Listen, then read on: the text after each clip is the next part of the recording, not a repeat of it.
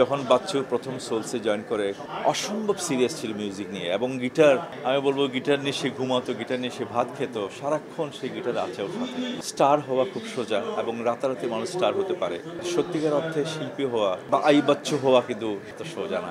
সাধনার কোনো বিকল্প নেই, এবং মিউজিকের শর্টকাট বলে কিছু নেই। আই বাচ্চু কি ছিল, মানুষ হিসেবে কেমন ছিল, কিভাবে তার জীবনযাপন করেছে, মিউজিককে কিভাবে ডেভেলপ করেছে, চেষ্টা করেছে, তো এগুলো আমাদের একটু জানা দরকার। যখন বাচ্চু প্রথম সোলসে জয়েন করে 1980 সালের কথা বলছি আমি, সেই বাচ্চু আর 10 বছর পরে বা 20 বছর পরের বাচ্চাকে দেখ না।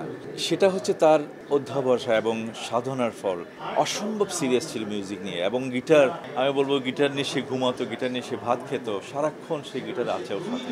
কাজে এই যে তার ডেডিকেশন, এই যে তার প্যাশন মিউজিকের প্রতি, গিটারের প্রতি স্পেশালি, মানে না দেখলে বিশ্বাস করা যায় না আসলে। কারণ আমরা যেহেতু ওকে খুব কাছ থেকে দেখেছি, সেজন্য শেয়ার করতে চাই এই প্রজন্মের কাছে।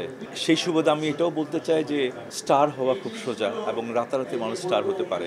সত্যিকার অর্থে শিল্পী হওয়া বা আই বাচ্চু হওয়া কিন্তু তো সোজা না, এবং সেজন্য বলবো যে সাধনার কোনো বিকল্প নেই, এবং মিউজিকের শর্টকাট বলে কিছু নেই। সাধনা করতে হবে, এবং বাচ্চুকে যদি আমরা সত্যিকার অর্থে ভালোবাসতে চাই, সত্যিকার অর্থে মনে রাখতে চাই, তাহলে তার কাজগুলোকে আমাদের মনে রাখতে হবে, তার সৃষ্টিগুলোকে আমাদের ধারণ করতে হবে। বাচ্চু যে আই বাচ্চু কি ছিল, মানুষ হিসেবে কেমন ছিল, কিভাবে তার জীবনযাপন করেছে, মিউজিককে কিভাবে ডেভেলপ করেছে, চেষ্টা করেছে, তো এগুলো আমাদের একটু জানা দরকার।